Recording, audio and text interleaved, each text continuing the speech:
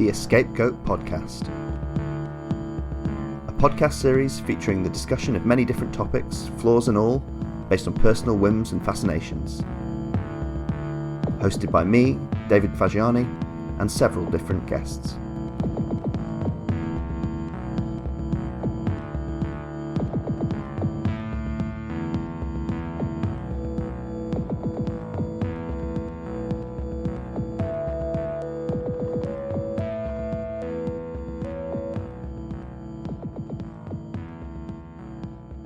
Hello and welcome to the EscapeGoat podcast, to our last episode of 2020, both in terms of recording. We're recording this less than a week before Christmas, and probably in terms of release as well. I think this one's going to go out, in the post-Christmas, but probably pre-New Year dregs of 2020, and I don't think there's ever been a more appropriate way to describe the end of a year. I'm delighted to welcome my friend Jonny Kiehlmann to the show. How are you doing, Jonny? I'm good. It's, definitely dregs of a year we're looking at. It's been a good, interesting year. Sure has, yeah. How are you? How's it treating you? How are you doing at the moment? Yeah, I'm very glad to have finished work for the year. It's been a long and tiring one, and 2019 was tiring enough as it is. But no, it's good. And it's good to be here. Yeah, it's good to have got through the ringer, hasn't it? Yeah, it's been a real gauntlet of a year. I'd like to get straight into the meat of the matter, really, because the reason I've invited you on the show to talk about this, I almost see this as an unofficial Christmas special, is I really wanted to talk to you about comic books, basically, and about a specific comic book that I read years ago and that sort of stuck with me a little bit. And it's quite I don't know, it's probably towards the slightly more obscure end of canonical, really, isn't it? You'd probably know better where it sits than me, but I basically asked you to come on and talk about the sort of, I guess, minor Alan Moore gem, Alan Moore written gem, Whatever Happened to the Man of Tomorrow, which came out in late 1986 and has been variously reprinted since. This is a Superman comic, of course, I should say, for the uninitiated, and quite a significant one in terms of the canon or otherwise of that. But before we get into the specifics of that, Jonny, I just wanted to talk to you a little bit about your kind of background, I guess with sort of comics, DC properties, and Alan Moore, kind of in that order of zoom in. Sure. So what's because I know you've got a sort of quite storied background with comic book appreciation and everything. Where did you start off with that? I started reading comics just with things like your DC Thompson affair, being in Scotland, and then when I was younger, reading a lot of Asterix and Tintin, as you do. Asterix remains one of the best examples of translated humor that I think I've come across in many mediums. It's and then when it wasn't until I actually went to uni that I started reading kind of American style comic books, and have been reading quite a lot, if not too many, since. I got into it reading the X-Men, which is interesting regarding properties with starts and finish, because it's kind of one series which doesn't really have a good starting origin. And if you look at the first film, there's kind of been a problem in telling that story because they don't really have a start, and it kind of ties into some stuff on interesting chronology we might get to in a bit. I think I read one Superman comic back in the 90s when I was a kid, which I don't remember much about. And I suppose actually my first real memory of it was watching The Adventures of Lois and Clark. Oh, I loved it. Yeah, that was right. That was great. Loved it, yeah.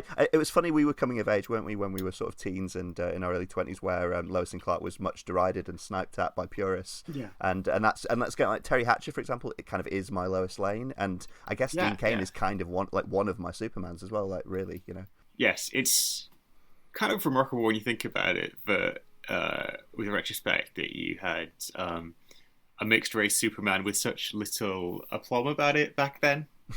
Yeah, that's a good point. Yeah, that doesn't get talked about a lot, really, does it? Yeah. I just remember enjoying it. I remember the guy, I can't remember his name, but the guy who played Lex Luthor in that, I remember being pretty good as well.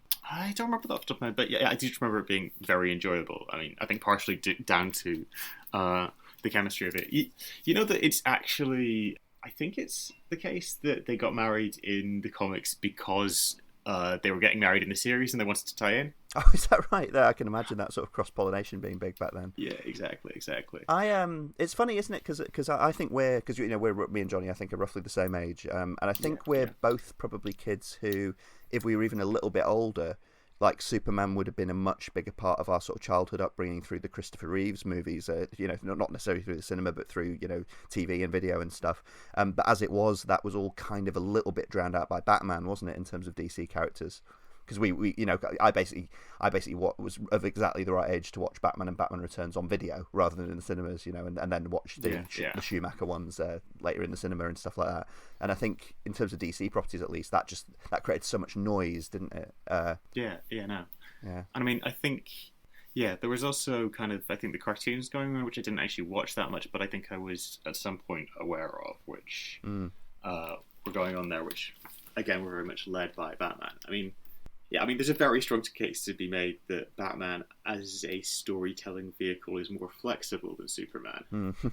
Yeah, well, the sort of thing I used to say to dismiss, because I used to be quite dismissive of Superman comics and Superman as a character, and I think the thing that you kind of say when you don't know a lot about the mythos, but is applicable even when you know more, is that Superman is, there's the lack of weaknesses of Superman, if you take away kryptonite, is kind of a problem. It's no, I mean, I think that very much ties into some points of the series, and I know you're talking about Alan Moore's take on him, which is interesting both because Moore is kind of very deconstructionist in a lot of his things, but after his more deconstructionist 80s kind of stuff, which had a major influence on the superhero genre in general, as well as comic books as an industry or two. In the 90s, he kind of retreated from that, partially down to the fact that he got incredibly screwed over by DC on royalties in a variety of strange and interesting ways. And then ended up doing some kind of reconstructionist stuff towards the latter half of the 90s. Both Supreme, which I will get to later, which is actually properly created by Rob Liefeld, who's a very controversial comics artist who draws very hyper-realistic stuff in a way that doesn't really work, and kind of, gives women too many spines and everyone too many teeth, can't draw feet, gave Captain America breasts, these sorts of things. But anyway, he created his own superhero universe and created this character called Supreme, who was very much a Superman knockoff. And then Moore in the mid-90s ended up having this, I think, 12-ish or something takeover of this series, in which he basically kind of wiped everything about its continuity and just took it as, this is a version of Superman, and so I'm going to tell a bunch of stories with a version of Superman, which is a lot more reconstructionist, if still having a kind of very after the fall feel to them, if you see what I mean. I see. Yeah, well, it's interesting, isn't it? Because, as quite a lot of Alan Moore fans will be aware, Alan Moore kind of cut his teeth in terms of, like, fairly mainstream impact with Miracle Man in the early 80s, didn't he? And so he's always been interested in carving out kind of unexplored areas of mainstream comic mythos. In Miracle Man's case, obviously it's largely riffing on Captain Marvel and the Marvel family. And goes to some very, very dark places. That's not the focus today, obviously, but I've read up more about Alan Moore, I've found some of those darker corners very interesting. I should say a little bit to my own background with comic properties and stuff. Because I would definitely, obviously, of us two, Johnny, it's clear you're by far and away the expert, and I've actually enjoyed talking to you over the last few years about kind of corners of the comic book world that perhaps less explored, that you're aware of, that have often clued me into some pretty interesting stuff. But I started out basically as it's funny you mentioned DC Thompson. I started out reading the Bruins and Old Willie because of my Scottish mum and things like that, and I also was a big Asterix fan. I really liked reading that stuff as a kid. I'm a big Beano fan. My graduation into sort of DC and Marvel stuff, really, I'm basically a vanilla, middle of the road pop culture guy, basically, because I was into the Batman movies, watched a bit of the Christopher Reeve Superman movies. I got really into the X-Men movies at the start of the noughties, like a lot of people did. I enjoyed Spider-Man. It was never really my jam, particularly Spider-Man, but I enjoyed it.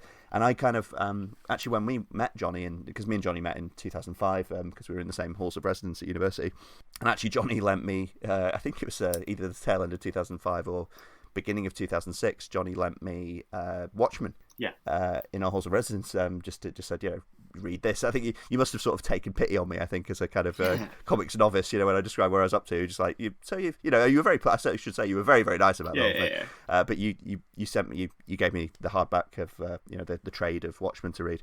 And I basically devoured that in about 3 nights in our Hall of Residence. Obviously, there wasn't a hell of a lot else to do over, winter in the east of Scotland. But I remember being quite stunned by it, and particularly by sort of, obviously a lot of people, particularly since the movie came out a few years later, a lot of people will be quite aware of a lot of the iconic moments in Watchmen. I think that the one that I always come back to that kind of really took me aback in Watchmen was, probably about a third of the way through it when Rorschach is arrested. Yeah. That scene where he takes on the whole SWAT team and everything, and he eventually is overpowered by the SWAT team, and they, one of the things they do while they're arresting him is they tear his mask off. Yeah. And he has that panel where he's yelling, you see it, you the reader see his face for the first time, and he's yelling, "Give me back my face." Yeah. No, it kind of took my breath away. I was kind of like, because even at that time I wasn't, even as someone just barely out of my teens, I wasn't thinking Rorschach was cool or admirable or anything like that.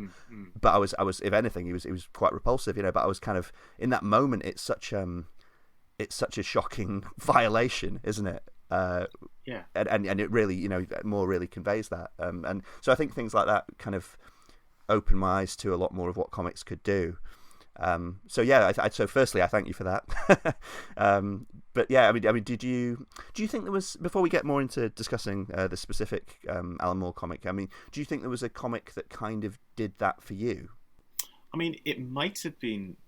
So I guess there's a couple of different things. Partially, I'd ended up reading a lot of kind of fan stuff describing comics before I got into things, but reading Grant Morrison's New X-Men run, which I don't know if we've ever actually discussed, have we? I don't think so, no. I mean, I know you're a huge Grant Morrison fan, obviously. I mean, Grant Morrison's a very interesting writer and so forth, but basically he kind of, I think it was one of the first runs I particularly read, and he took over the X-Men and kind of, for the first time since so basically the X-Men were created in the 1960s by Stan Lee and Jack Kirby, got turned into a reprint book and kind of kept getting new numbers whilst just getting reprints of old issues in the 70s because it wasn't that popular. Then it got reimagined by a couple of people, which introduced a bunch of characters like Storm and Nightcrawler and a guy who'd been in The Incredible Hulk once called Wolverine, who had some knives in his gloves, or so everyone thought for the first few years of its existence, which was written then for something like 17 years by Chris Claremont, who created this massive story engine which kind of wove together things kind of built on lots of different dangling plot threads he'd put together over the previous 17 years. And then he left in acrimonious fashion in the mid-90s at a point where Marvel kind of was letting its series be more kind of have the story be written more by the artists and the writers, which then interestingly got them in trouble because Marvel had a lot of its star writers leave to start its own creator-owned studio, which is called Image Comics, a few years late, like less than a year after losing, a major star writer because they were giving the creators, the artists, more control. Anyway, point is, for the next 10, 12 years after that, everyone continued doing kind of X-Men stories a la Claremont, a la what part of this one big saga, part of very much the same notes that Claremont had done. Morrison kind of took everything in a different way, kind of both gave them more hope and kind of made them more forward-looking than they had been. I mean, the X-Men obviously are a metaphor for any sort of discrimination, really. But even I'd noticed that. Yeah, no, I don't know. It's a very subtle thing. I think a couple of people may have remarked upon once or twice. But kind of he took it in a way, looking at the ways that the X-Men, who the premise of, if you're unaware of, is you've got mutants who have got this X gene which gives them superpowers. Morrison kind of looked at the idea of them being the next phase of humanity and kind of looking at more evolution and kind of just changed up the tone in which they'd done things. And that was very interesting. But that was actually about the same time as I read Watchmen, which formally is on a level very little has matched. Which, yeah, I mean, I really do like formalist works. There's stuff to be said about the lack of emotion. There's a variety of issues you can raise with Watchmen, but it is incredibly technically well put together. Yeah. Oh, definitely. Yeah. I mean, I'll come back to you for some perhaps maybe more obscure, more favourites or sort of recommendations towards the end of the podcast, because I think that might be beneficial to some of our listeners, probably to me as well. But actually, I'm glad you tied it back to Watchmen, because I was looking at the sort of credits for Whatever Happened to the Man of Tomorrow. Well, I'll talk about more about, just for listeners who might not be familiar with it, about what it is basically in a second. But I was interested to see that actually came out in September '86, which I think is when Watchmen launched as well. It's September '86. Yeah, you're right. I hadn't actually realised it was the same month. The idea that comic fans could get issue 1 of Watchmen and this at the same in the same month is kind of stunning, isn't it? Well, this came about with at the same time as Crisis on Infinite Earths, which I don't know how much you're aware of. Yeah, no, I mean, Crisis on Infinite Earths, I have read it, and it's also one of those things that I've fallen down many a Wikipedia rabbit hole about, because it's become one of, obviously it's one of those seminal comic events and also vastly complicated, which is part of the reason behind it, but also part of its nature. Yeah. I'm kind of always fascinated by Crisis on Infinite Earths and its complications in the same way that some people are by car crashes. Not that it's bad, just that there's so much to examine, and it's kind of, to someone who didn't start off as and still is not a hardcore comics nerd, it's kind of fascinating, but from a distance. Well, one thing, so interestingly, as someone who's quite a bit of a comics nerd and has read many of the DC series that have been kind of sequels to Crisis, of which there have been like at least 5 that I can think of off the top of my head explicitly calling that out, or referencing it at least. I mean, technically referencing Crisis doesn't actually make it a reference to Crisis on Infinite Earths, because Crisis on Infinite Earths isn't itself a reference to Crisis on Multiple Earths, which was the names of a bunch of crossovers that they had back in the 60s, which is somewhat immaterial. But the point is, and that's relevant because Final Crisis, which is written by Grant Morrison, I believe he would indicate is not that. I don't know how much he would say it's directly due to Crisis on Infinite Earths. I actually only read Crisis for the first time literally the weeks before lockdown. I kind of got it out of the library as one of the last things I got out before everything shut. And I was actually just very interested to see just how kind of full of story it was. And like, as you say, it is remarkably convoluted by even the standards of these sorts of things. I mean, obviously that was drawn by George Perez, who does the inks for this story. Right. Yeah, that's right. And George Perez done quite a lot of work on Wonder Woman, hasn't he? Am I getting that right? He's done a lot of work on a lot of things. Like, I think he's done Fantastic Four at some point. He did a big thing on the Avengers second half in the 80s. He has done some Wonder Woman. I feel like he's done more Superman. Yeah, he's someone who's done just about everything, really. Yeah. His other big thing was New Teen Titans, which was DC's biggest series at the time of this coming out, I'm pretty sure. He recently said he was retiring, I think because of his eyesight or so forth, but legitimately he kind of started working in the early 70s. Right. Yeah. So he's these grand old men of the comics book industry, isn't it? It's interesting actually, because with Whatever Happened to the Man of Tomorrow, we've got a few of them involved on that as well. At the time, obviously, Alan Moore being still kind of the up and comer, but you've got people like Kurt Swan involved with that, illustrating that. I thought it would. It's interesting that you talk about Crisis on Infinite Earths, because as novices may not know, not novices. Sorry, I'm a novice. As I do not know much about, Crisis on Infinite Earths was an attempt by DC to simplify the DC multiverse. By that point, wasn't it? It was we talk about it being convoluted. It's necessarily convoluted because what it's trying to do is sort a lot of that out and finalize a lot of those threads and kind of reboot the entire continuity in a more simple way, and that was partly done for commercial but also creative reasons. They felt that essentially a sort of decadence had kicked in terms of DC output and creativity and commercial confusion.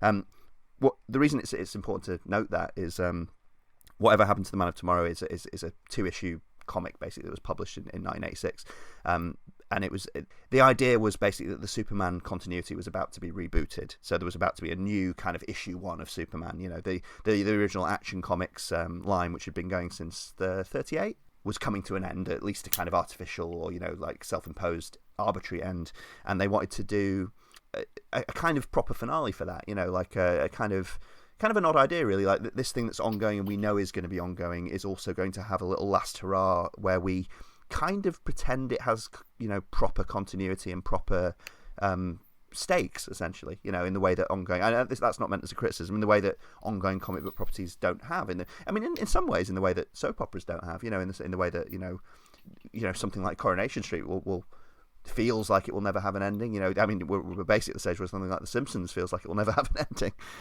And I've had many conversations where me and other fans have imagined an end to The Simpsons that could be at all dramatically or comedically satisfying. I can't even. Yeah, I cannot imagine anything that would work in terms of that at this point. What would it even be? Yeah. Aside from the obvious declining quality it's had, it's just. At that point, The Simpsons has become something which has done everything. Although, I guess The Simpsons has had, at this point, a series of episodes in which it's jumped to the far future and looked at what might happen when they're grown up, which I suppose kind of is not too dissimilar from The Man of Tomorrow, except The Man of Tomorrow has that future as a framing device and uses it to talk about the dying days of Superman. Specifically, it is done by a journalist going to speak to Lois. What's her name again? Lois Elliott, is it? Yes. Yeah. To talk about the death and vanishing of her old boyfriend, Superman. Which is funny as well, isn't it? Because Watchmen is described sometimes as the Citizen Kane of comic books, but this is more literally a sort of Citizen Kane wrapping narrative framework, isn't it? The reporter ferreting out what happened in this sort of Titan's life, after his actual departure. Yeah. Which is a nice nod. I was a brief sidebar. I was joking to a Simpsons fan a few years ago about how I'd end The Simpsons basically like C.S. Lewis ends The Last Battle. So I'd basically have them, reveal 3/4 of the way through that they're actually already dead. Some massive cataclysm happened, and they're actually, they've been stuck in this kind of weird purgatory, and it'd get trippier from there. But that's definitely why I shouldn't be allowed anywhere near The Simpsons. But to get into whatever happened to The Man of Tomorrow a bit.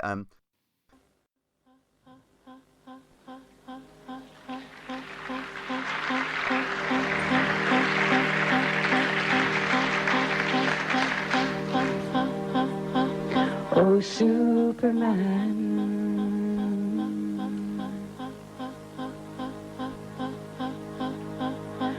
oh, George,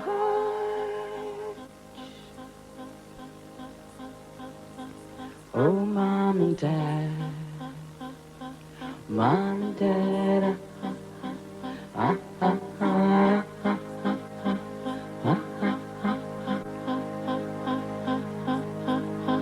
oh, Superman,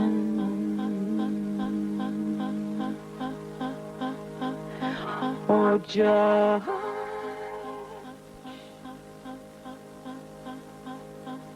oh, Mom and Dad,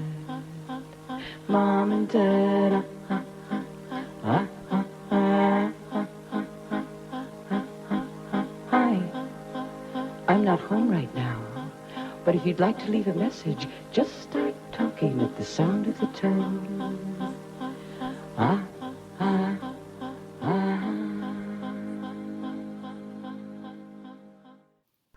I picked this up from a public library. I probably in about 2011, I think. I was that period's kind of 2010 to 2014-ish. I was using a lot of public libraries, first in Manchester and then in London. And I think I picked it up because I was aware it was more. I was aware it was significant.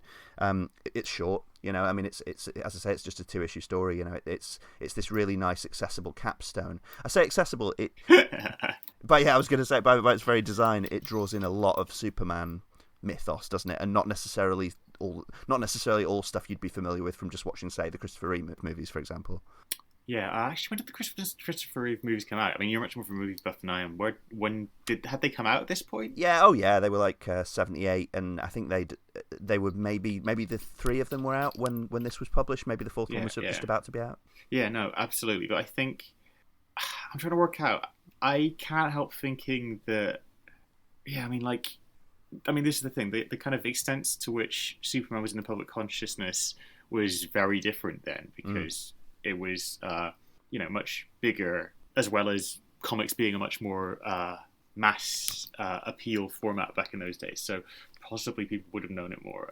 I think Superman was probably perceived a little bit akin to the way that Batman was at the turn of the millennium or in the late 90s, because he was seen as this kind of thing that women maybe have been watered down by these decreasingly impressive mainstream movies, and maybe seen as a figure that wasn't that resonant for the era as well, because obviously all the canonical chat in the late 80s is about Batman, really, isn't it? All the kind of, and I mean in comics, and obviously you're leading into the Tim Burton movie in '89, but The Dark Knight Returns, Arkham Asylum, all the interesting stuff is happening in Batman or in non-related, more experimental DC properties like Watchmen. I think Superman, I'm not saying Superman was a nadir commercially or anything like that, but I think and obviously they were planning this relaunch, which kicked in after whatever happened to the Man of Tomorrow. But I think there's a sort of feeling in whatever happened to the Man of Tomorrow, isn't there, that more at least picks up on this kind of Twilight feeling about the Superman character at that point, Yeah, and this is something that I think actually, when you look at it, the Twilight feeling is something which seems to be present in pretty much all of Moore's works. Mm. I mean, if you think about it, The Watchmen's very much a kind of about people past the prime in like the shadow of nuclear war, obviously, although I guess shadow is not quite the same as Twilight. If you look at pretty much anything he's done, I don't know if you've read his America's Best comics, of which Promethea was the most prominent back in the late 90s. I've not yet read Promethea, no.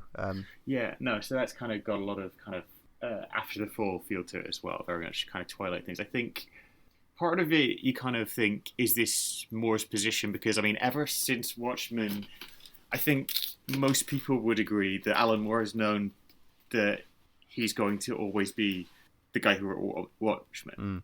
And I mean, he's a lot less interested in superhero comics, and kind of, I don't mean that his life is epilogue to having written Watchmen, which is a terrifying thought, because if nothing else, I kind of realised just how young Moore was when he wrote Watchmen recently, which is not something you think about that much. But I think there is kind of, with him, the idea that there is this kind of big event of the past often always hanging over you, which in this case being Watchmen. Yeah, well, I think, obviously, I know, but although he was already writing Watchmen, preparing Watchmen when this came out, he wasn't yet the guy who'd done Watchmen, because that was about to hit him essentially, and all the impacts that had on his creative and professional life. It's interesting though, isn't it? Because this, I think one of the reasons Whatever Happened to the Man of Tomorrow fascinated me so much when I read it about 10 years ago was it's got this tone which is very melancholy, and it's very sad, and it's very it's sadly celebratory. It's got that feel to it, and it's also got kind of a hefty dose of what I'd call kind of more nastiness, basically, hasn't it?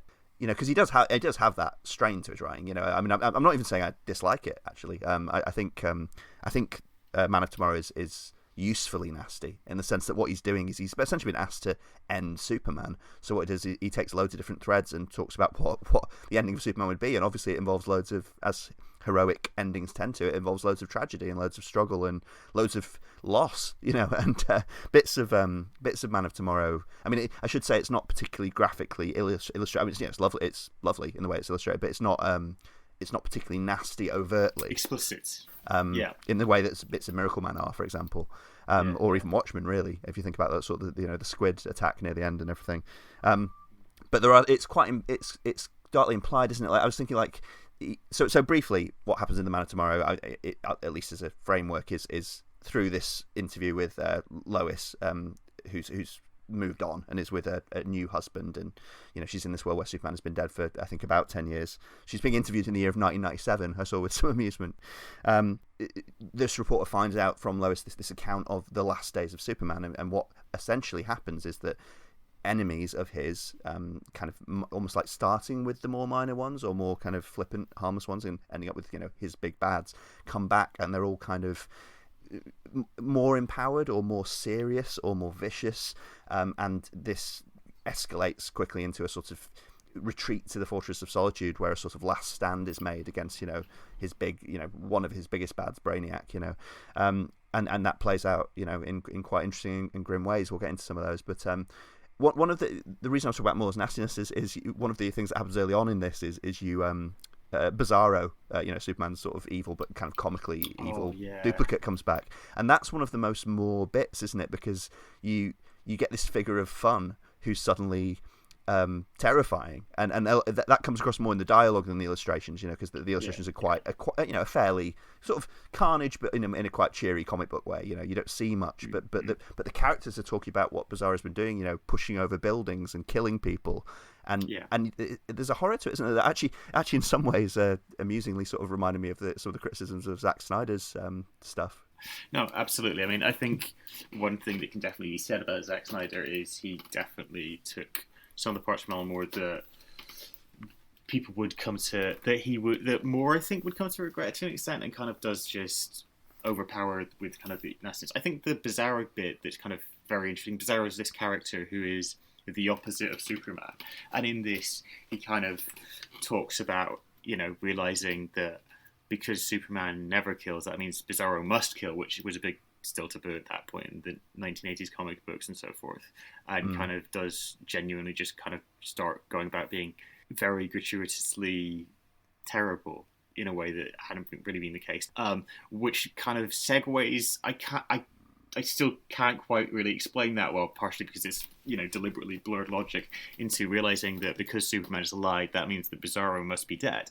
And so kind of goes on this weird, massive homicidal into suicidal spree, which is, and it primes you to start to see these characters as, like, fringe Superman villains as tragic characters, doesn't it? Because they start to follow their own villain logic in a way that maybe kind of breaks the rules, kind of breaks the safety net, of comic book narrative. Because obviously soon after that you have villains which to me were completely obscure, although they may have been in Lois and Clark, I don't know, but the Trickster and Toyman who staged this assault on the Daily Planet, which ends up with Clark Kent's secret identity being revealed. But you also get, is it Pete Ross delivered dead to them in a box? Yeah.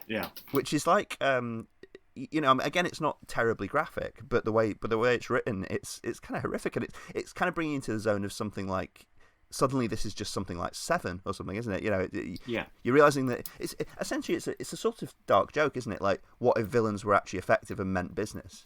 Exactly. It's just very much kind of sudden tonal shift, particularly given that it very much starts with this prosaic speech about how Superman's a man who could do only good, and talks about it being his downfall. I mean, a lot of it is very much eschatological to an extent. The point is, you've been told in advance this is the ending.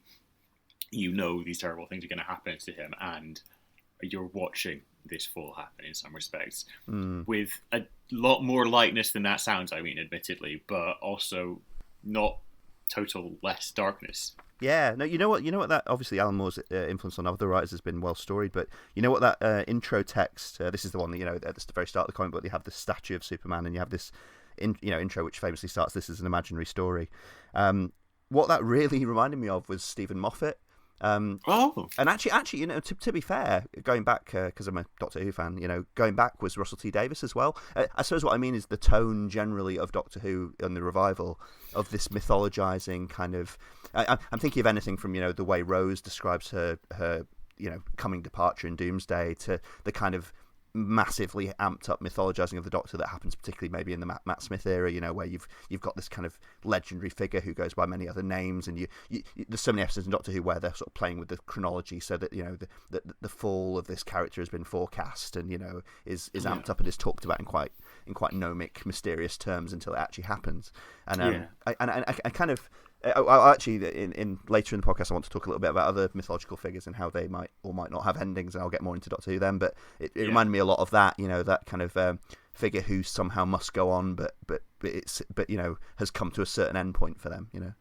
That's very interesting. Yeah, I mean, the other connection with Stephen Moffat, of course, is the massively being formalists and playing with things, which comes about a lot. I mean, Blink, which was very iconic as one of his big prominent episodes, is something that I think seems like the sort of structure that you could easily see Moore coming up with. Oh, definitely, yeah. I mean, any sort of collaborate. I don't know if this is very likely now, given Alan Moore's essentially quasi-retired now. Is that right? Well, he's retired from writing comics. I think he makes strange films of some sort, and he wrote this absurd, massive novel recently. Oh, was that Jerusalem? Yeah, yeah. Oh, you read that, didn't you? Yeah, I did. I wish I could remember more about it off the top of my head, but it was in 2019, which was a very strange, long, intense year. I mean, Jerusalem's essentially, on some levels, an attempt to do Ulysses, but in Northampton. Right. And yeah, I think I read that description of it, and I was like, yeah, I think I might get around to reading the actual Ulysses first. You know? I mean, it's probably easier than Ulysses, but like the extent to which I'm uncertain says something. Oh yeah, there is that entire there's it plays with formula. It's messy, it's silly, it's kind of fun. Yeah. Yeah, well, you never know. I might get around to it if I ever get stranded on a desert island or something, and just washed ashore with the complete works of Alan Moore. That sounds quite fun, actually. Yeah. Getting back to The Man of Tomorrow, you probably had more background with this, but I think this wasn't the first time I'd read a story that involved Brainiac. But famously, Brainiac's been kind of somewhat under-adapted in the mainstream Superman movies and products like that. I know he's been in the animated series and stuff, but I didn't have a huge background with that. I remember one of the things reading this was I was really struck, and you just get a bit of Brainiac in this. He's kind of he's kind of the big bad. Well, he's not quite, but we'll get to that. I found him terrifying. You know the scene where he's introduced, where Lex Luthor is walking in the Arctic, somewhere, and he finds the skull of Brainiac, which is all that's left of him, and Brainiac wakes up and I mean not kills, but he takes over Lex Luthor very, very efficiently, using kind of Cybermen, Borg-esque technology, and it's just really horrible. It's really quick, isn't it? Really horrible, obviously really non-consensual, and I was just kind of. I hadn't seen much of Brainiac. I was instantly gripped because I was like, this is really again with that more unpleasantness. This is like this figure is powerful, and obviously I was kind of primed to see Lex Luthor as the big bad. So the fact that he'd instantly been defeated, at least temporarily, that was a hook for me. Yeah.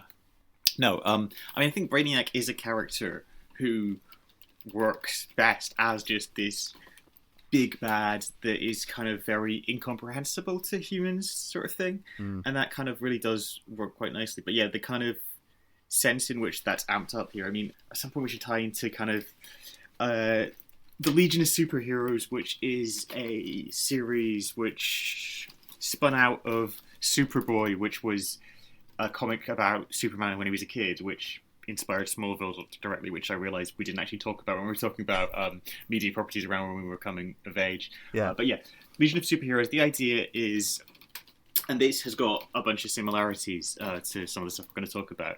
It's about superheroes in the 30th century, and it's all about, basically the idea is, it's very kind of retro-futuristic. It's got lots of teenagers, each from a different planet, and each of them has to have a different superpower, and they kind of protect things.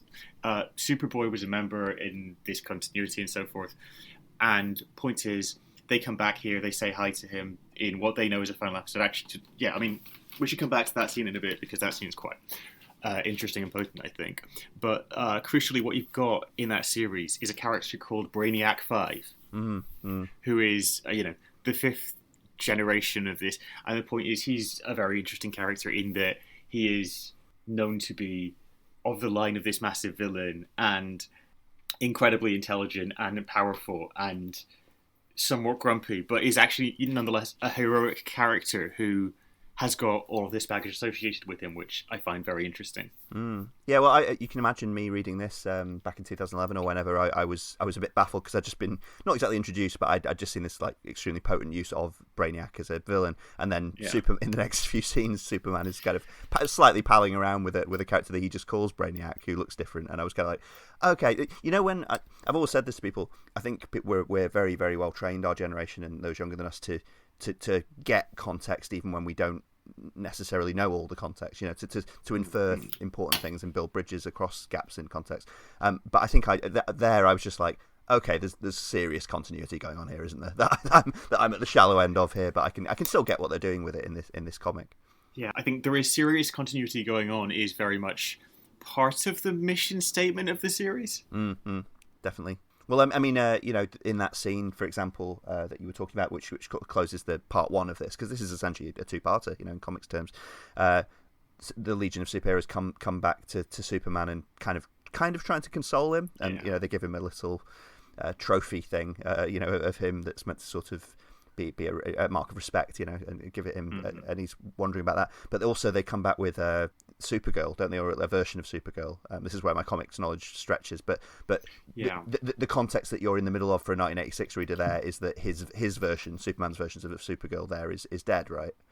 Well, I mean, this is the thing. So Supergirl is Superman's cousin who came from Krypton separately, and in this big we kind of contextualizing, reimagining things that Crisis on Infinite Earths was, they decided to kind of get rid of the excess Kryptonians. The Superboy bit was gone, which caused issues with the Legion of Superheroes continuity, which was the only thing that didn't really get rebooted at the time that the DC did that.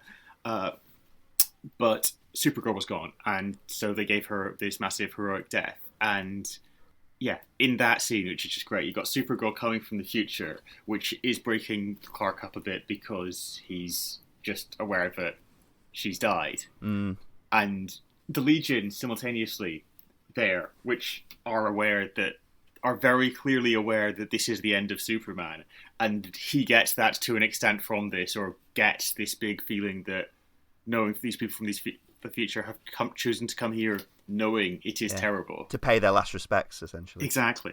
But they've also kept that from Supergirl. So you've got this wonderful scene where he gets what he reads between the lines, but Supergirl, who's still a child in that version, is not aware of that. But they brought her along anyway, because she deserves to be there. My favourite line is when the way comics tend to have at least a sort of surface level rules to the way they use like temporal. Time travel rules. I love that because it's so heartbreaking, but creatively so. I love the bit where Supergirl is kind of like, "Hey, why aren't the rules of this universe that I can't be here because there's another version of me here?" And Superman has to, this time zone. And Superman has to lie and be like, you're." Oh no, well, it's a lovely phrase, isn't it? He says, you're right. This my Supergirl is in the past." No, it's beautifully heartbreaking. Moore does these heartbreaking moments very nicely and always has, and I think this is a series which is built in a bunch of ways on tugging on the heartstrings. Yeah. Oh, it's great. Well, I mean that issue because that just after that, after they leave him and leave him alone only with Crypto the super dog, which for anyone who's not heard of Crypto the super dog, do look him up. That issue ends with the sort of striking image of Superman alone in his room crying. Right. I mean, what an image. Yeah, it's great. I mean, I don't know if Superman. I don't know if many heroes in comic lore had been given a panel like that, where they were just disconsolate, like just kind and also he hides it from everyone else, right? Is it Lois is still narrating this, and she surmises that he'd been up at night crying, but she doesn't actually witness it. We witness it, Yeah. It's quite something, isn't it? As an end to part one. Imagine that as an end to a TV cliffhanger. It's a good cliffhanger. I mean. Yeah, there's a serious impressiveness in terms of writing good cliffhangers, and I mean, there's many things you could say about Alan Moore, but he's always a craftsman who is determined to do very good jobs, even if that means ignoring the brief at times, which he doesn't do here. This I think is actually a pretty good example of him. And somewhat rare of him just doing something as part of a mainstream superhero continuity that doesn't really overreach in any way. Yeah. Well, it's interesting as you go into part two of this, the concluding part. He doesn't lose sight of the human element, does he? I mean, both of Superman, his character himself, and also of his supporting cast, because you get everything from kind of the relatively minor, like Perry White and his wife's kind of, estranged marriage that kind of, I mean, slightly. Basically gets kind of a nice little redemptive, kind of edge to it, and you get, Lois and Lana Lang, who was always kind of, the other Superman love interest. You get them kind of bonding over him, and like hugging each other and talking about how they love him and how they're worried about him. And you also get more dramatically and tragically, you get Lana and Jimmy Olsen, don't you? Who's often thought of as this silly and kind of fantastical and kind of ultimately quite trivial Superman character. You get both Lana and Jimmy superpowering themselves up in what turns out to be a kind of a suicide run, basically, don't you? In terms of and more to the point, that's explicitly inspired by Lana deciding to get the superpowers because they're in Superman's Hall of Justice, and it's got all of these treasures from previous things, which includes some sample of some magical springs that gave her water, and it kind of gives her super hearing, and which happens to be at the moment at which he's talking to Perry White about how Lana means so much to him but in the past, and he loves Lois now, and he doesn't know how to tell her that. And then she goes out into a fight where she knows she's going to die. Yeah, you know what? I'd forgotten that entire. It's not a long issue, but I'd forgotten that entire bit, and it was so striking because it's so complicated as well. Because he's kind of talking about how it's not that he doesn't love Lana; it's just that telling.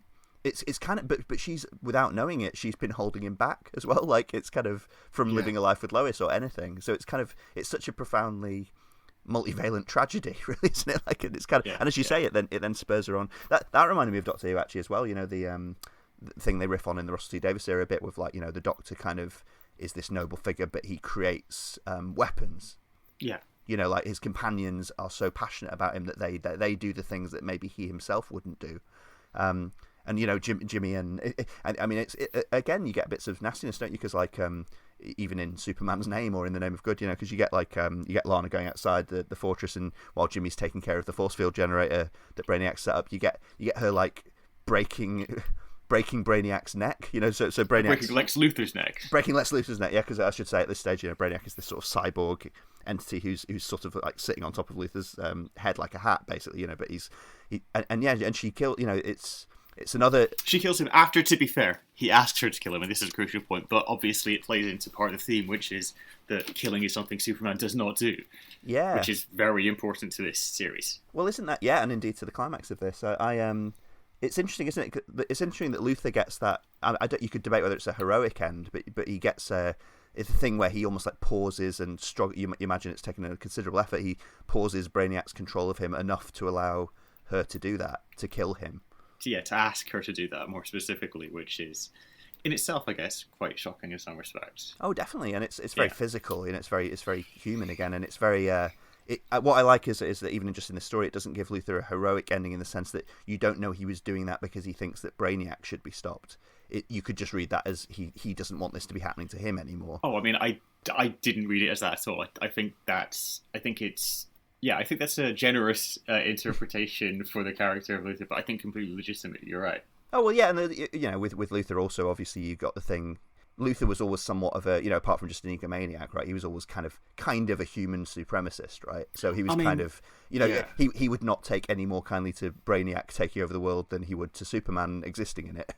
I mean, yeah, Lex Luthor's a character who is all about humanity to a very odd extent, and so kind of this human desire for freedom potentially is kind of an interesting end for him. Yeah. No, I agree, and it is shocking. And then you know, obviously you get things like the Kryptonite Man coming into the Fortress of Solitude once it's breached, and you know, Krypto the dog having this heroic, like really kind of horrible but heroic end where he basically, I think, you know, again the illustration is very tactful, but he basically tears the Kryptonite Man's throat out, really, doesn't he? And knowing in some way as a dog that will kill him. And that's almost like one of the sort of double page spreads where you kind of like it's almost daring you to laugh at the nobility of this, right? Because obviously Krypto is towards the sillier end of the Superman mythos. Yeah, and again, another element that, like much of this, is written out of the series at this point. Yeah. I mean, that's the point when the odds kind of start to turn in Superman's favour, isn't it? And you know, you have him going, you know, essentially chasing off the Legion of Superheroes, but with his anger, you know, that's quite a more touch as well, isn't it? Legion of Supervillains. The Legion of Supervillains. Sorry, this is where I trip up over some of the details.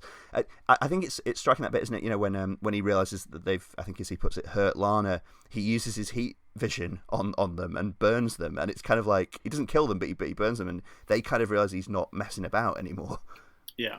And that's one of those moments, isn't it, where you realise that, again, it's the implication, you know, in the same way that the villains have previously been messing about a bit, narratively, you kind of realise this Superman is also now breaking those rules. I mean, yeah, specifically the bit at the start does talk, the bit you mentioned at the start, this prose part starting with "This is an imaginary story," which, of course, kind of is directly echoing lots of classical 1960s stories, which would say at the start, not a hoax, not an imaginary story. But anyway, yeah, it has two very good parts in it. One, it mentions that it talks about a perfect man who came from the sky and did only good. It tells of his twilight when the great battles were over and great miracles long since performed, of how his enemies conspired against him, and of that final war in the snow-blind wastes beneath the northern lights, of the woman he loved and of the choices he made between them, of how he broke his most sacred oath and how finally all things he had were taken from him save one. And basically, that's something which is mentioned at the start and thus is hanging over it. And so kind of all of these bits of kind of killing and violence are very much actively calling towards this part, hinting that, at some point Superman is going to break his most sacred oath, which is pretty clearly killing. Yeah, and I mean, with that move, he does scare them away because they're cowards, But then he goes outside to confront Brainiac, and he's sort of spared that choice, isn't he? Because Brainiac basically, with the Luthor body having broken down underneath him, Brainiac, but essentially expires, like in the snow. So Superman doesn't have to make that choice there. I mentioned Zack Snyder before. We've not yet reached the sort of breaking General Zod's neck moment. if you like to say it. No. Yes, that's I have feelings about that, but we should. No. I think we could probably do a whole other podcast about that kind of stuff. But yeah, I just we're essentially at the dramatic climax now, and I think we mentioned Bizarro before, which I think in retrospect, if you get to this climax, is a big hint, isn't it, at the sort of thing that's going on here, at least sort of artistically. I should say, I'll put this up front in the episode as well, but spoilers for whatever happened to the Man of Tomorrow and indeed everything that we are about to discuss. But the twist in this is that Superman realizes that one of his kind of rogues gallery isn't present and hasn't been involved in the story yet, and this is, and please God help me, Johnny, am I pronouncing this correctly? Oh no, this is Mr. Mxyzptlk. Yeah, that's good. I don't. That is very good in terms of the pronunciation. It's spelled Mxyzptlk, which is, in case you didn't get it, deliberately hard to pronounce. And the idea is he's this trickster imp who's in all these kind of comedy stories about just doing all strange kind of lovable, funny stuff. Yes. And he's from the fifth dimension and these sorts of things. You say his name to someone saying his name back, or him saying his name backwards is what returns him to it, which, is not an obvious thing to come up with. So he's kind of got that Rumpelstiltskin DNA, hasn't he? But he's also, as you say, a trickster. He is, although not the trickster, confusingly. Oh yes, yeah. I mean, the thing I was minded, because I was very less familiar with him than with Brainiac, I think, when I first read this. But the thing I instantly went to when I read up about his history in the comics was Q in Star Trek.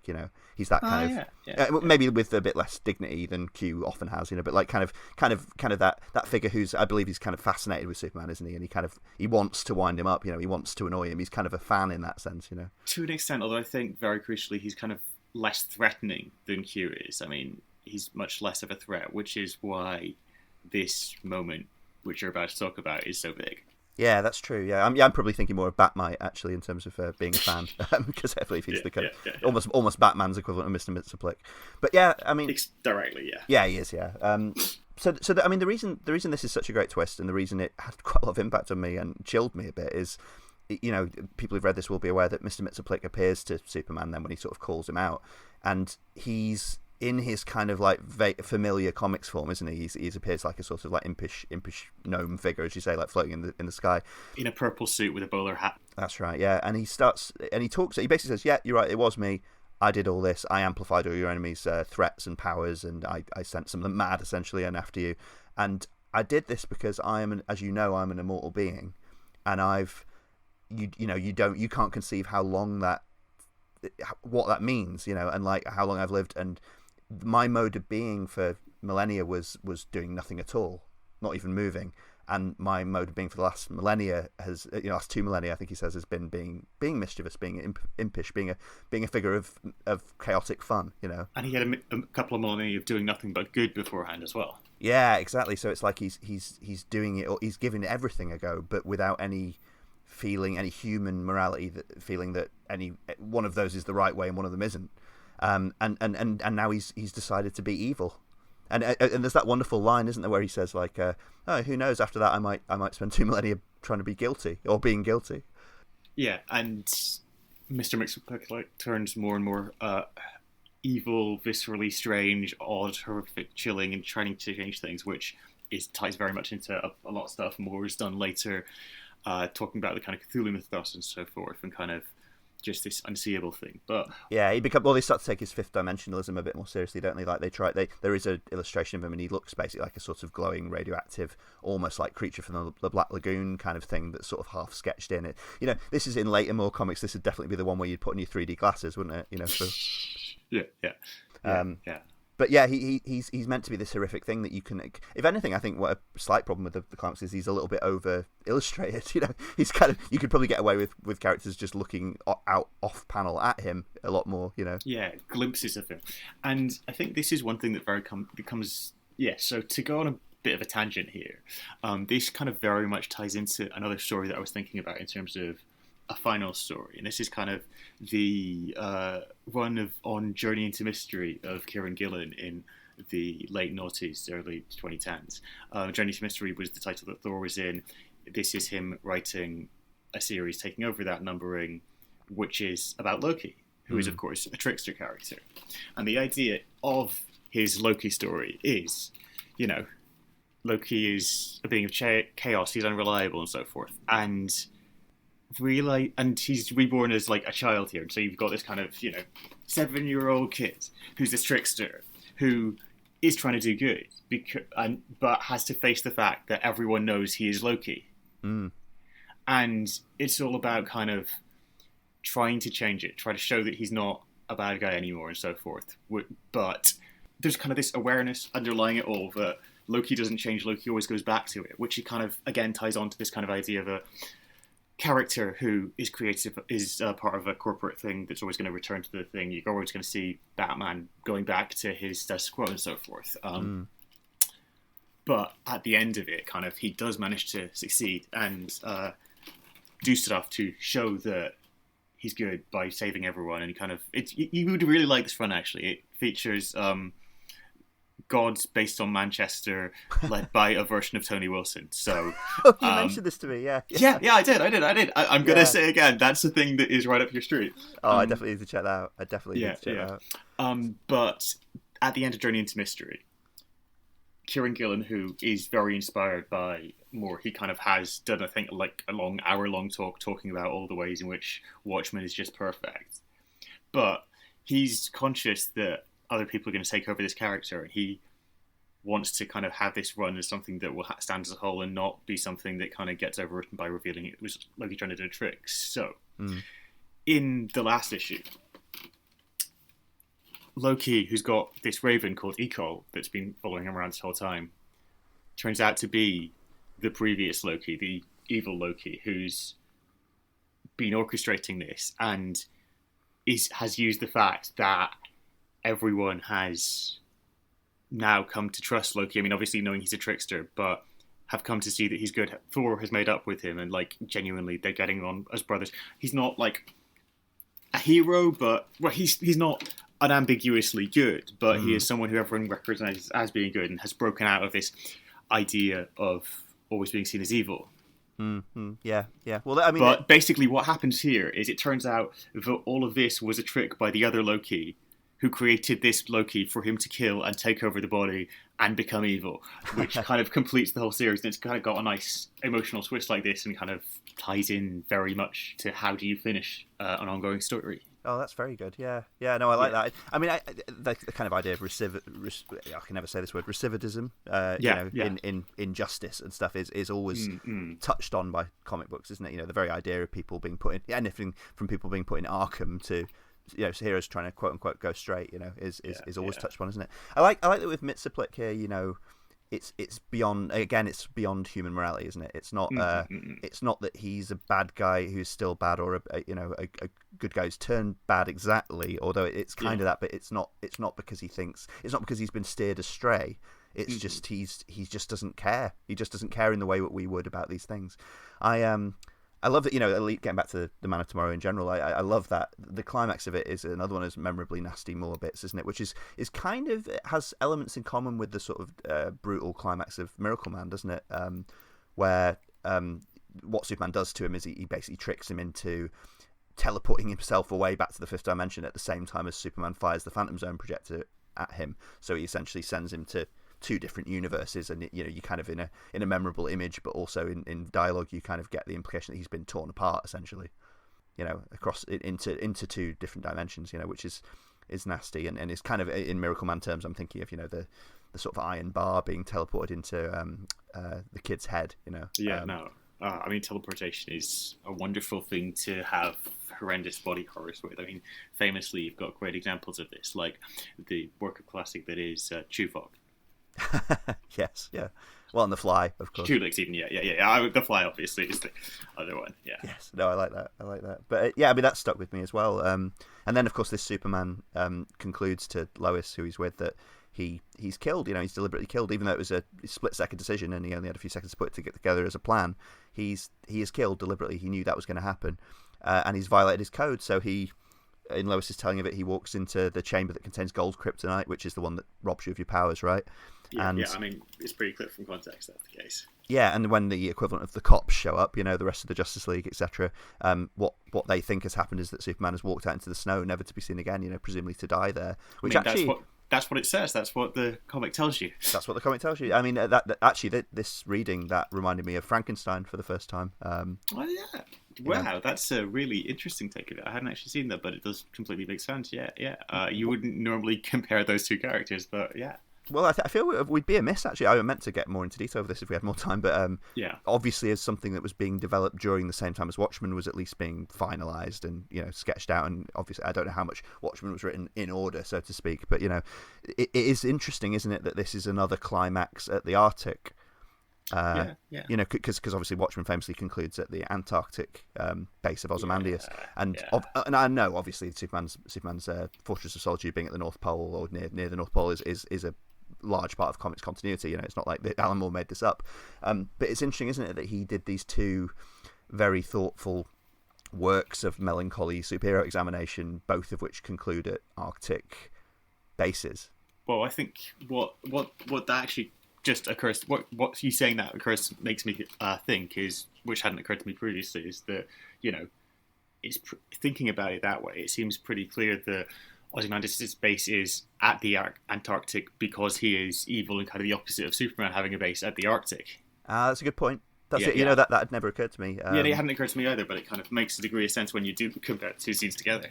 I'd also like to give a shout out to the 10th Planet, the last story of the first Doctor's run on Doctor Who, which obviously involves it's Antarctic in that case, isn't it? It involves it's almost like a fusion of those two stories actually before the fact in 1966 or whenever, but basically a cybernetic organism threatening the Doctor and forcing a last stand of sorts at the Antarctic. It's and I know of what I know of Moore's Doctor Who fandom is that it at least as far as he puts it, is that it basically ends at the end of the first Doctor, right? So I'm trying to remember, did Alan Moore write Doctor Who comics? I think, I'm sure he did. Yeah, I'm sure I've read that. I don't know anything about the details of him. I do remember him kind of facetiously saying that every Doctor after William Hartnell seemed a bit like a paedophile, or something to that effect. I have no recollection. You are much more of a Doctor Who fan than I am, and that I can see him saying that. That's the sort of thing that he is likely to say. He is, if nothing else, a bit of a troll, Alan Moore. It should be said. But I mean, So again, spoilers for Man of Tomorrow. For God's sake, if you made it this far, please go and read the comic. But you get this nice kind of twist. You sort of zoom out narratively, don't you, to Lois talking to the reporter again, and he goes away thinking that he's learned a bit of insight into the final days of Superman, and then you get this lovely kind of last page where Lois and her new husband are shown to be living in domestic bliss, basically, with a son. Mm-hmm. And you get a moment, one of my favourite movies actually is Superman Returns, and you get this moment where you get hints that their son is superpowered. Well, not hints, you see him turning a piece of coal into a diamond. Yeah. Which is lovely. But you also get the, Lois and her husband turning in for the night, with suggestions of romance and everything. And the final shot is, the final panel is her new husband winking at the camera, with the clear implication that this is Superman. I mean, he talks about how he doesn't mind about her talking about Superman, but he always thought that Superman was too wrapped up in himself, which I think is actually very revealing about something. It kind of speaks a lot to something about Moore, which I think is very interesting. And it's a beautiful reveal. What actually I had forgotten until I was rereading it last night is that it doesn't actually spell out that he is Superman. I mean, technically it doesn't say that. I mean, obviously the baby thing obviously strongly implies it, but there is a reading that he's not, which hadn't occurred to me previously. Oh, you mean where that kid is Superman's son, but he is a different guy? Yeah. Yeah, I can see that. Yeah. But obviously, it's not the way you meant to read it. I think. No, obviously. Yeah. But like, the ambiguity being left actually is quite nice. Yeah, and it's kind of there's so much nice ambiguity throughout this as well, isn't there? You know, the bits that are heavy-handed need to be in the sense that he's shocking you, but the bits that are lovely and delicate, you know, like I was talking before about the Supergirl scene and stuff, you know, are that as well, and they're another part of the flavour to it, you know. So I mean, I think you can see why I was impressed by this. Yeah, no, it's a very impressive story. It's one of my favourites from Moore, I think. I genuinely... I mean, a lot of Moore's work has a variety of problems of various sort. And I don't just mean, like, is problematic, but some of his stuff has problematic elements, obviously. There's a lot of stuff to go on to. But this doesn't really have as many problems. I mean, it's not that accessible unless you have a passing knowledge of Superman. But most people have a passing knowledge of Superman, which is a thing that is helpful. Yeah, and I think that's it. When I read it, I think that's kind of where I was coming from. You know, as someone, so certainly who wasn't a novice in terms of Superman, but or not as you say, I had a passing knowledge, and that worked for me. You know, the more arcane elements of it, I slotted in to approximately where they were meant to sit in the context, and even though I didn't know everything about it, I got what he was doing dramatically. You know, and I think sometimes that's what you need. You know. Yeah. Anyway, we'll take a brief break, and then good. Sounds great. And then we'll come back and talk just a little bit about kind of the wider sense of endings in comics and maybe outside comics as well for characters. So I'll see you all in a sec.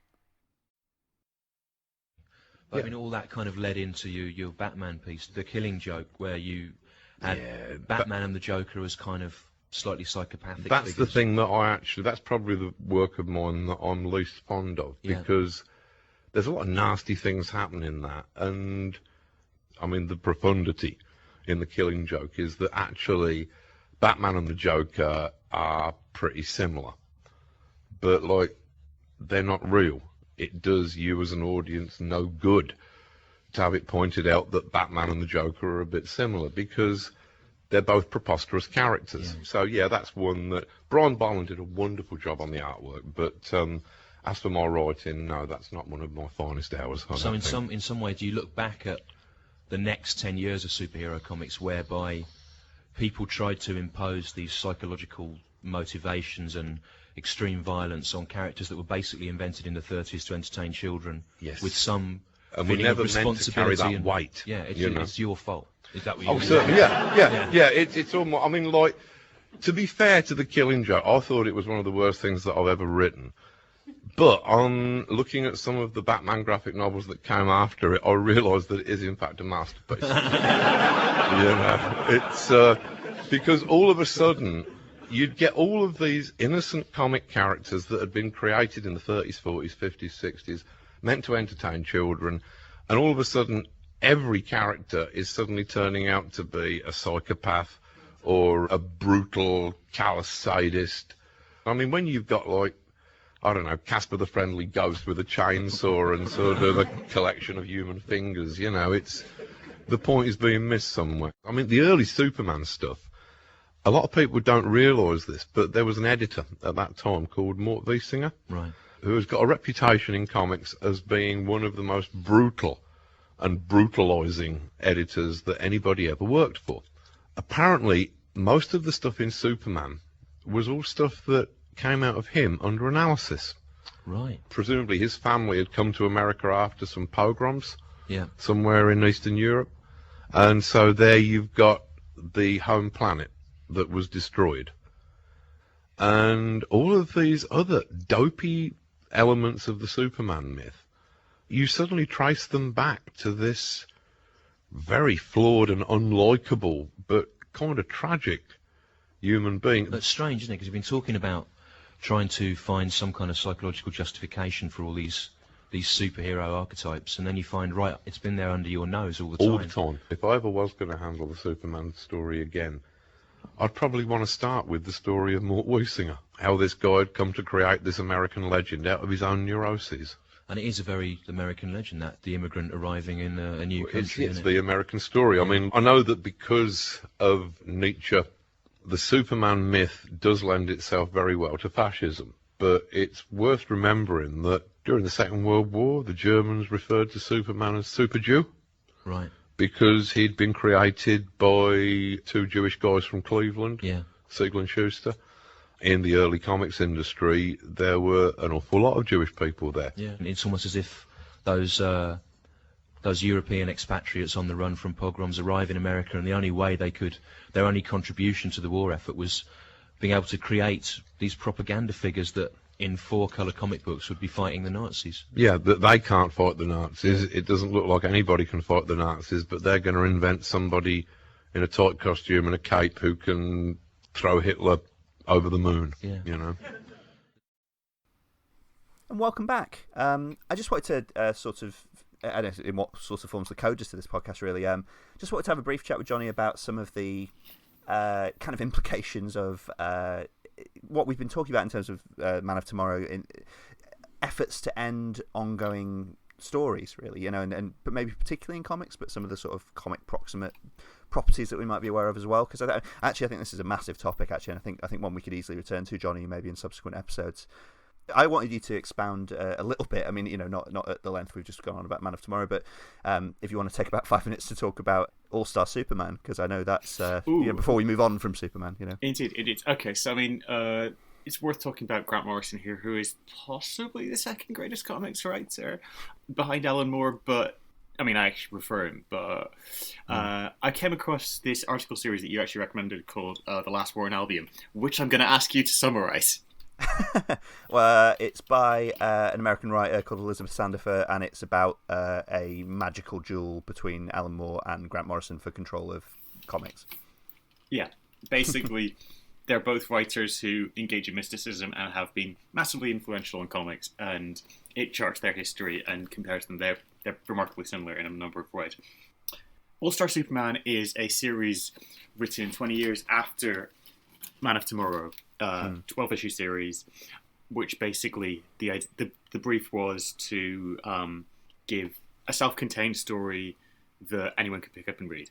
It actually came out at the same time as another one in this series called All-Star Batman and Robin the Boy Wonder, which was written by Frank Miller, who also wrote Dark Knight Returns, which is, again, another massively pivotal example of something that is an ending for a series that's ongoing, which, oddly for it, has had sequels which have gone apparently up and down depending on where, on how much Frank Miller's gone off the rails. He apparently has now come to a point where he recognises that a lot of what he spent the last 10 years going on about alt-right stuff, well, before it was even alt-right, was a bit of a mistake, which apparently is good. Right. Do you think he just decided to be alt-right for 2 millennia? Yeah, absolutely. I'm really looking forward to the 2 millennia where Donald Trump's only good. Oh man, actually, you can possibly make a reading of Rudy Giuliani and Mr. Mxyzptlk. I like that. Yeah. Mr. Mxyzptlk doesn't do as many press conferences, but yeah, it's no. I can totally see him at the Four Seasons Total Landscaping. Oh, so I totally can. I mean, I should say I have read All-Star Superman, so I kind of, you know, to the extent that you talk about it, I know what you're talking about, and I like it as well, by the way. Yeah, no, so basically it kind of very similar to Whatever Happened to Man of Tomorrow. It's about, basically it's a lot more expansive because it's got more space to work with. But what it does very nicely at the start is does a single page which recounts Superman's origin in 4 panels and 8 words, which is showing off, obviously, but it does kind of get across the story very nicely. Then goes into a massive double-page spread of Superman just flying, and it's kind of playing with this amazing art. But at the end of the first series, Superman discovers that he's kind of super powered by flying too close to the sun, which I hadn't actually really thought about how directly that parallels Icarus until now. But he is dying, and it deals with Superman knowing he's dying, and it kind of goes through all of his things. And the thing that kind of I find very different between both Morrison and Moore in general is that I think Morrison cares more about superheroes, and, you know, Morrison's All-Star Superman, which is a very uplifting thing. I kind of there's a beautiful scene in one where Superman briefly goes away from some massive battle to deal with a teenager who is on the verge of jumping off the edge of a roof, saying, tells her that it's okay, or I'm not sure what the gender's not that clear, and that their therapist was late, and kind of it's about Superman as reassuring figure. I mean, I think it is very fair to say that in every sense possible, Grant Morrison believes in Superman more than Alan Moore does. And I think, your mileage may vary on which comes across better as a result. But the kind of ending towards that is that Superman goes into the sun and is there for a while. This actually ties into a series Morrison had written 10 years earlier, which was a massive DC crossover called DC 1 Million. The idea being that the 1 millionth episode of Action Comics issue, will come out in the 853rd century. So this is we're going to show what all of DC Comics line would be like if each of them gets to the 853rd century. That pitch, incidentally, tells you a lot about Grant Morrison. Yes. But actually, this kind of directly ties into this series that came out 10 years earlier, and features some Superman coming forward in time from this. And that actually kind of is in some ways a follow-up to this series, which is supposed to be conclusive and unconnected from continuity, which I find interesting. But the point is, the series ends by Superman having to go away and having to be in the sun for a number of centuries. Yeah. And the point is, Moore's idea of a Superman who steps away decides that Superman is too wrapped up in himself and wants to be left alone, to quote someone else about this, is very different from the take that Morrison has. Morrison Superman wouldn't do that, and I think that's interesting to look at the different. Well, the sun in Morrison's work is kind of portrayed as almost like a higher fortress of solitude, right? Exactly. I'm actually reminded though of a series called Supreme, which came about pretty much bang between the two of them, which, as I mentioned earlier, is more kind of doing this whole reimagining of Superman by taking over this character that was the kind of take of Superman. But it's all about a Superman that knows he's getting rebooted and knows he changes and kind of plays with metafiction in a very Morrisonian way, actually. It's kind of got the sense of an ending as well. And it's very interesting to compare and contrast to whatever happens to Man of Tomorrow, because it's kind of more optimistic in a way that you don't necessarily associate with Moore. But I think nonetheless, it still has at its core the idea that it is better to step away when you've done what you wanted to and what was important than to continue to do what is your duty to do and continue to be amazing, which I think says a number of things about the various mindsets of the two writers. Yeah, and with Man of Tomorrow ending with the answer is to go down to earth, literally, and whereas with Morrison, at least in terms of Superman, the answer is found in the sky. I think it's really fascinating. I was actually going to talk to you on a wider basis about kind of heroes' endings and things like that, because what we didn't talk about the end of Man of Tomorrow is it's a very kind of classically heteronormative myth ending, isn't it? In the sense that the alternative to continue to be a hero and continue to go through trauma and to go through trauma to protect people is to retire with the wife, basically, isn't it? It's to retire with the wife, have a kid, tinker with a car in the garage, that kind of thing. It is to retire in that sense, isn't it? To the family or to a form of the nuclear family. And I was thinking just how many. I don't know to what extent they say that retire to be with a family isn't itself heteronormative. No, of course, no. I understand, but it culturally originates in those more conservative traditions. It's very nuclear family. Yeah, exactly. Yeah, and I kind of what I was thinking in terms of ongoing heroes, because obviously you could pin that to any number of sort of Western narratives and older heroic narratives. What I was thinking in terms of ongoing pop cultural figures is something like James Bond. Because James Bond is this ongoing narrative, and obviously, like Doctor Who, is this a man of many faces because he's been recast over the years, but his kind of role, and I think they brought this to the fore in terms of Daniel Craig stuff, but obviously it's over a lot of the books and the older movies as well, is that James Bond is this heroic, hard, masculine figure who suffers for the good of Britain and for the good of the people he cares about. But you've often got this tease, haven't you, at the end of several of the movies or running through them, that he will maybe retire and take it easy, and it's often to do with a woman, and it's often to do with the retiring to domestic not necessarily bliss, but kind of, going off duty, and well, I think, yeah, specifically since GoldenEye and Pierce Brosnan arrived in the 90s, there's also been, again, this sense of past its peakness, just in terms of, explicitly within the text, he was a man of the Cold War, or a man of the past, and that's been explicitly within most of them, and kind of that's, I think, again, ties into the kind of more is whatever happened to the man of tomorrow and that sort of thing. Yeah, it's interesting, isn't it? You get the implication that, because obviously everyone laughs about it, the implication at the end of most Bond movies is he gets to have sex now when the mission is over. But I suppose the kind of maybe gentler implication behind that is that he then gets to sleep. I'm thinking of things like Seasons of 24, where the sort of running gag becomes, when is Jack Bauer actually going to get his head down? And it's kind of you get that idea of the hero who can never rest is obviously shot through Superman, isn't it, as well as any other number of heroes.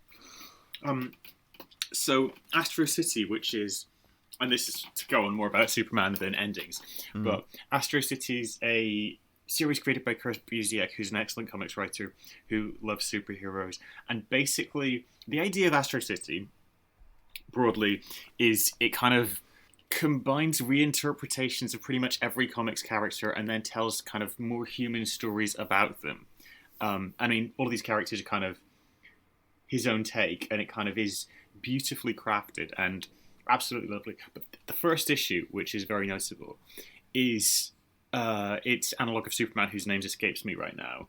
And it kind of just is the entire issue of him having a day, going through all this stuff, and basically counting how many seconds he gets to fly during each point. And it adds up to a tiny point of the type of it. And then at night he dreams of flying. And that's the end of the issue. It's just beautifully done and kind of lovely in that sense. Yeah, well, that's been commented on by many critics, isn't it? The kind of how much the joy of being Superman or being a super being gets emphasised or de-emphasised in different works. Because obviously that's one of the big fantasy points, isn't it? For superheroes, when most kids, when they start off in the playground thinking of acting like super beings and things like that, they tend to think of the powers. They tend to think of flight, they tend to think of mind control, the telekinesis, they tend to think of creating fire and water and these godlike powers for a human being, which are, Superman is always meant to be part of that, isn't he? He's always meant to be, he's meant to be the god raised on Earth, that has relatable excitement in those powers. Yeah, I think there's this kind of interesting tension actually talking about it, going back to what I was saying about Superman as being raised or being human. And I think it's very interesting to talk about the Crisis stuff because one of the big changes with Crisis is getting rid of the idea that Superman is this alien mystic Kal-El figure and has this disguise of Clark Kent versus Clark Kent is this person who becomes Superman. And so kind of more in 1986, presenting Superman deciding to be human actually kind of ties into that, as well as it being more of its time.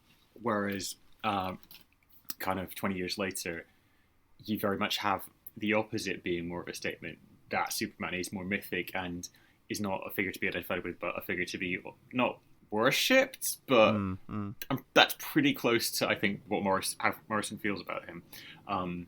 Venerated is possibly better, as opposed to identified with. And I think, that ties into a bunch of stuff. I read What Happens to the Caped Crusader, which is an attempt to copy this, done by Neil Gaiman, again, 25 years later by DC. It's not very good. It's quite decent. It kind of basically, it being Neil Gaiman, is all about a bunch of people telling stories, which may or may not be true. It's people telling stories about how Batman died. One of them, which I was rereading it in preparation for this, it brings up is Robin Hood's death. Right, yeah. Yeah, which I don't know if you remember, but the idea is that it's to do with a woman, obviously, and it's funny. I don't have a death point for Robin Hood fixed in my mind. I do have one for King Arthur, obviously, who's another sort of figure that has these endless potential adventures, that you can kind of keep interpolating. But he does have this kind of famous end point, to do with the fall of Camelot and Mordred, etc. Which again, returning to Loki as we did before, you've got the idea of Ragnarok, obviously. Robin Hood's death is a thing I had forgotten about, but I had been aware of at some point. There's a movie called Robin and Marion from, I think, the 80s, which is, you may have heard of. I've never seen it, and I keep meaning to get around to watching it, which is Sean Connery and Audrey Hepburn play an older Robin and Marion. Okay. Who I think returned to Nottingham for some reason, and I don't know if it's good or not, but it sounds really intriguing. I'd really like to watch it. No, that sounds interesting. Actually, if you think about it, okay, so this is a massive generalization, but with both that and Hook, those kind of tie into kind of Man of Tomorrow in terms of being these figures grown up. Robin Hood, in the tradition, went to get himself bled and healed by his cousin, who's this woman who he trusted, who then decides to kind of let out too much blood and kill him. So basically the idea is he goes to someone who he could trust, and they, in generally some sort of jealousy, decide to kind of take advantage of the weakness and don't choose to help them, choose to hinder them instead, which has this kind of poetic feel to it, which, you know, another interesting example is a final death point, which, yeah. No, it certainly is. I mean, I was actually wanting to talk a little, just briefly, about the kind of the Marvel movies in general, because I know they're partly just because they're the most well-known mainstream superhero thing of the last decade. But I was thinking in two ways. One, you know, in terms of offering ends to narratives. You know, anyone who's seen Avengers Endgame obviously knows that well, it's in the name, isn't it? That it's partly posited as an ending, at least for some of the characters. But it is not. It's also designed to keep afloat an ongoing story and an ongoing mythos and an ongoing canon. But you know, like the endings it provides for probably most notably, several characters actually. But you know, again, spoilers for characters like Iron Man, Captain America in a different way, Black Widow. These are all end myths in some ways, aren't they? But with an ongoing arc. I think the one that I think you said you hadn't seen this, but obviously the obvious one to mention, especially in terms of things like The Dark Knight Returns, is the movie from a few years ago, Logan. Am I right in saying you've not seen that yet? No, I've not seen it. Interestingly, I can't actually remember whether or not I've read the series that it's based on. I definitely have heard the synopsis of the plot of the series which it's based on, and the synopsis of the film many times, so you cannot particularly spoil it for me. But right. Well, I mean, I won't. Despite that, I won't get into specifics. But it's very much The Dark Knight Returns for Wolverine, as played by Hugh Jackman, and it's obviously not afraid to go to darker places than the previous movie. So it plays as a kind of Man of Tomorrow as well. It plays as that kind of slightly darker, nastier in many respects take on that, and one designed, I won't spoil the details, but one designed to give an end to that character and kind of to his surrounding characters and settings in a way, you know. Yeah, we should possibly at some point mention what The Dark Knight Returns is, rather than just allude to it. But before we do, I'm going to mention that one of my feelings about Logan, which I have heard is very good and not necessarily like Old Man Logan, a series on which it's loosely based, which is written by Mark Miller, who is quite relevant to discussions about Alan Moore and Grant Morrison, in that he was someone who was a protege of Morrison, but who, in a very kind of tying into the kind of epic grand stage, let him down in some unknown horrible way. I shared the quote Grant came out as non-binary recently, and I struggle to remember this. Anyway, let them down, and there's this beautiful quote that I think I shared with you again recently from it. But Miller's an interesting person in terms of someone who is an incredibly cynical writer. Is Miller's the Red Sun author, right? Yeah. Red Sun being, again, a Superman series which is about Superman landing in the Soviet thing, and it's a nice concept. I'd love to come back and talk to you about Red Sun in the future, because I definitely have thoughts. I should say I like it, but I have thoughts as well. And so kind of, it's interesting to look at it as a superhero ending done by Miller, who is this lesser figure of the canon than Moore and Morrison, and is much lesser as a writer, I'm going to say. I don't mean that to sound harsh, but we both know that that's just undoubtedly this is stiff true. competition. Yeah. And he's kind of a lot nastier, I think, as well. But yes, off that tangent, we should explain what The Dark Knight Return, which we've alluded to a number of times, is. It's a series in 1980. Do you happen to know the date off the top of your head? Oh, I was. Is that earlier in 86? Or I mean, all this happens around the same time. You know? Yeah, exactly. It's about the same time, but I'm not entirely sure about it. Frank Miller, who's an artist who directly inspired the Teenage Mutant Ninja Turtles, which was itself a parody of Funny Animal Comics, the X-Men, and Frank Miller's Daredevil, which makes sense if you know all those things, but it's actually a little known fact, which is not the most relevant way people would describe Frank Miller. Frank Miller, he's the guy who drew, wrote, created, and then co-directed Sin City, which tells you something about his art style. Dark Knight Returns is him writing an older Batman who is dying, and, well, not dying, but has to come out of retirement. Man. Yeah, exactly. Yeah, has to come out of retirement. And how would you describe it?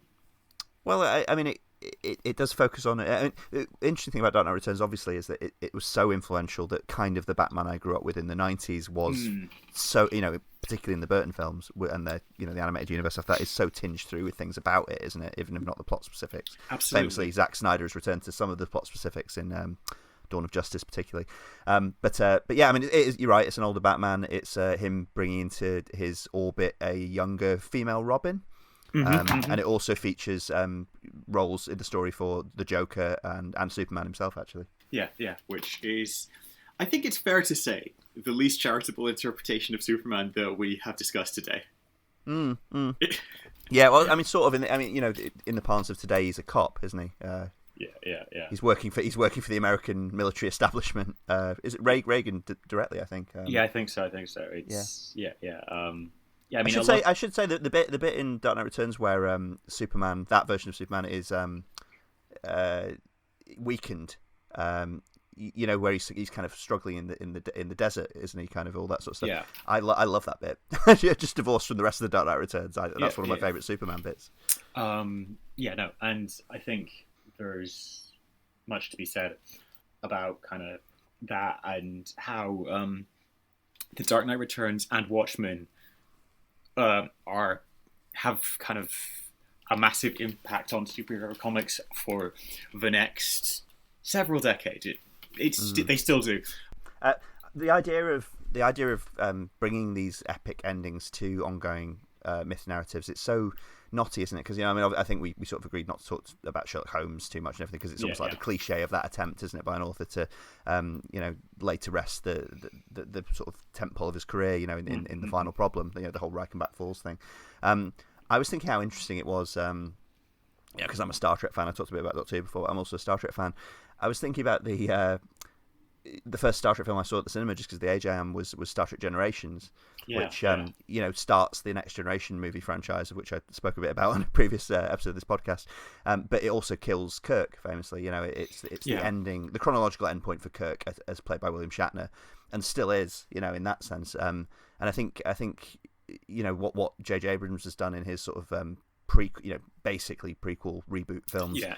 It shows that character is not dead, but as of yet, because obviously Star Trek being a TV movie franchise mostly, it has more of a fixed chronology to it, doesn't it, than a lot of franchises. So that version of Kirk, that is still the end of that version of Kirk, and they've almost had to make efforts to get behind and get around that, haven't they? But of course those are worth doing. Those efforts are worth making. Yeah, I think part of it is that when you actually have written a very good ending and an ending which has been accepted, then you need to get around it. One thing that actually strikes me as a very interesting example in terms of writing an ending for an ongoing thing is Agatha Christie.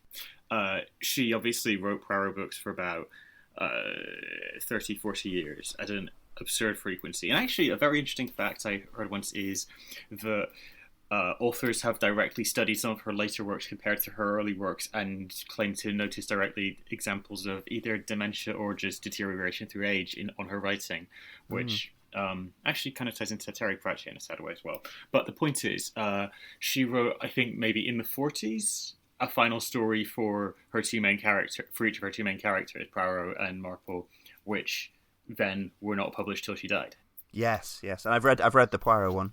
I can't remember if I have or not, but no, it's just a very interesting way of doing it. Like, I think that's a very strong choice in its way. Actually, the Poirot one, no specifics was for that, but the Poirot one, it touches on some of the, we were talking before about Superman, as written by Moore, breaking his sort of moral precepts and that being kind of an exit point. The Poirot one definitely deals with some of that, shall we say? Yeah, so it's seen as, this endpoint for heroes is kind of when they make the decision to not act as they canonically do, in a way, Yeah, I think Dark Knight Returns kind of goes against that in a way, because I feel like it's unfair to say Miller is a character who believes that the principles are slightly less important than I think some of the other people do, but I think that roughly holds. I really like the end of the Peter Capaldi era of Doctor Who, or at least I like the sort of Cybermen focused two-parter that ends that series 10 of Doctor Who. And one of the things I like about that is, every regeneration in Doctor Who is kind of like a rehearsal of an end story. They're all kind of whatever happened to the Man of Tomorrow in a sense, because you get to live that almost like death fantasy of the hero having a last stand and it being significant and at least emotionally significant for the people, largely the companions, involved with that Doctor. But then, of course, the story goes on with a new face. I think kind of that's probably taken to most extremes with something that came out very nearly exactly 11 years ago, which is the end of Tennant's Doctor Who run.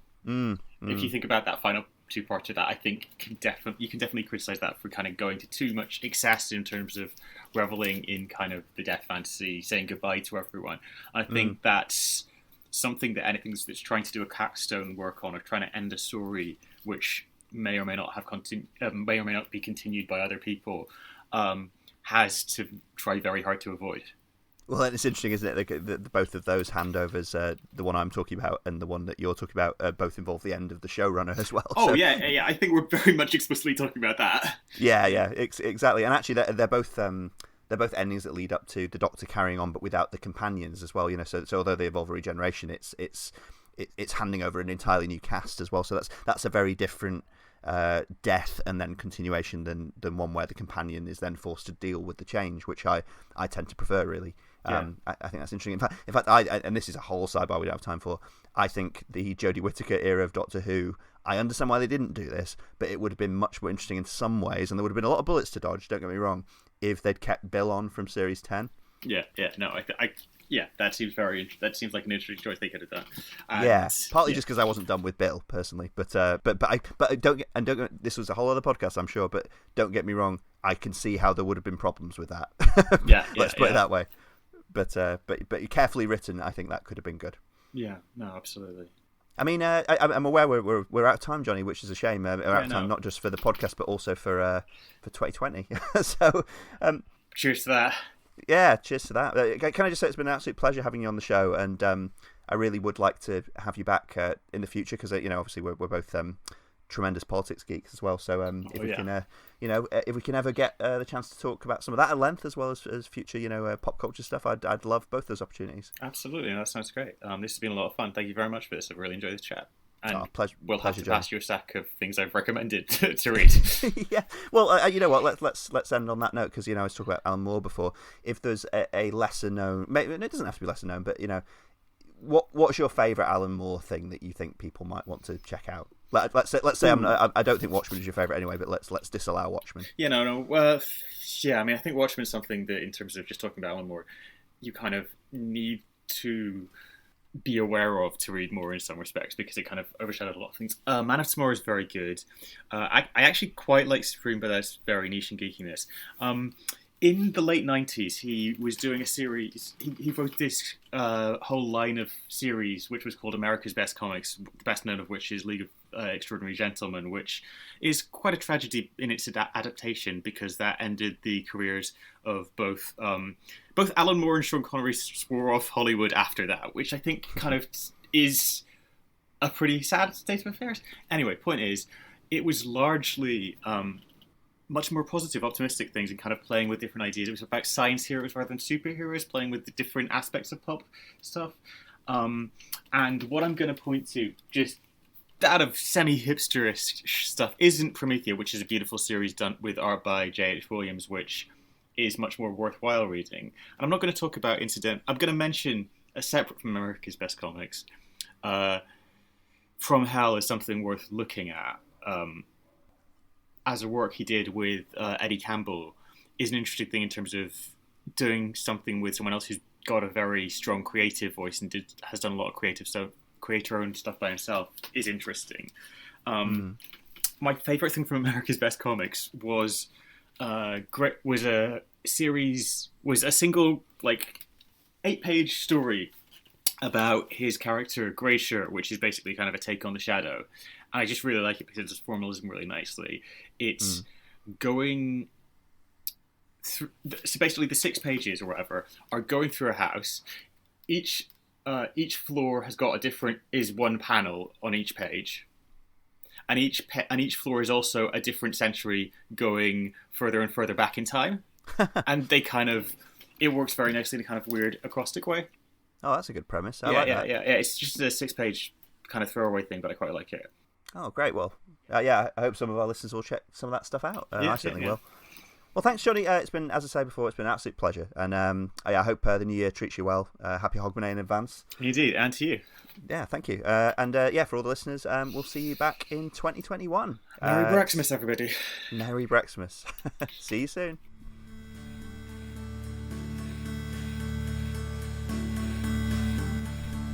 You've been listening to the EscapeGoat podcast, hosted by David Fagiani. If you want to contact the podcast with any feedback or thoughts, you can leave comments on our Libsyn page or under our YouTube videos, or email us at escapegoatpod@gmail.com. You can also reach the show on Twitter on @egoat_pod and follow us for new episode notifications, or get me personally on @d_Fagiani. This podcast is available on YouTube, Apple Podcasts and Spotify, as well as our Libsyn site, escapegoatpodcast.libsyn.com. Original intro, outro, and any other incidental music for this podcast is composed, produced, and made available by permission of Richard Gilbert.